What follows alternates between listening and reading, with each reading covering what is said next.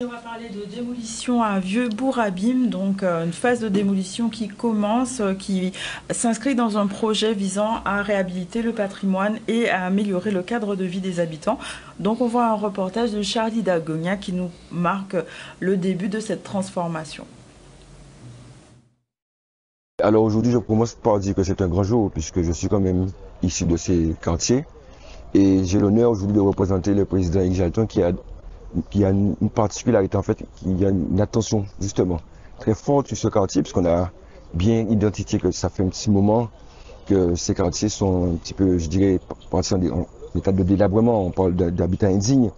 L'année dernière, on a quand même pu obtenir ce qu'on appelle l'arrêté d'insalubrité, puisqu'il y a des familles aujourd'hui qui n'ont pas d'eau, qui n'ont pas d'électricité. Donc l'ambition aujourd'hui qu'Apex Excellence et l'ensemble des élus communautaires, c'est faire en sorte que les familles soient relogées de manière digne et que ce secteur soit revalorisé, parce que je rappelle quand même que c'est l'entrée de Pointe-à-Pitre, c'est la zone de la continuité de la rénovation urbaine qui, depuis fort longtemps, où il y a une forte attente de la population qui se retrouve quelque part cloisonnée, emprisonnée quelque part. Et aujourd'hui, oui, on mettra l'accent fort parce qu'en fait, il y a une vingtaine de maisons qui vont être démolies.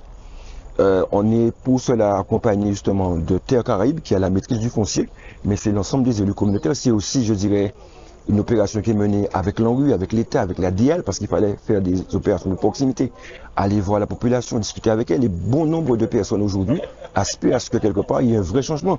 Donc nous sommes là aujourd'hui, on a retroussé les manches.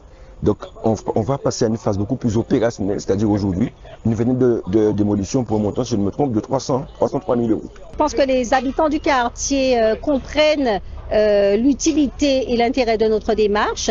Ils y adhèrent.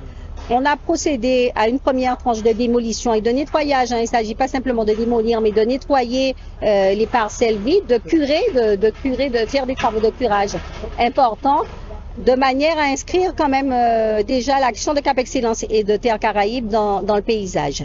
Donc une première tranche de travaux qui va se poursuivre dans les mois qui viennent jusqu'à une libération complète des lieux qu'on envisage à la fin de l'année 2026. Le ressenti des habitants, il y a deux phases. La première phase, je peux prendre cet engagement-là que 100% de la population qui vit sur le quartier est d'accord pour la rénovation urbaine. Tout le monde est d'accord qu'il y a un problème réel sur le quartier et qu'il faut rénover. Donc ça, c'est... Après, c'est peut-être l'approche qui pose un léger problème. Comment, avec qui et comment. Donc à partir de là, c'est là où la négociation doit prendre tout son sens. C'est que Cap Excellence, le PF, c'est à eux de se mettre autour de la table de façon à ce que la population trouve son compte.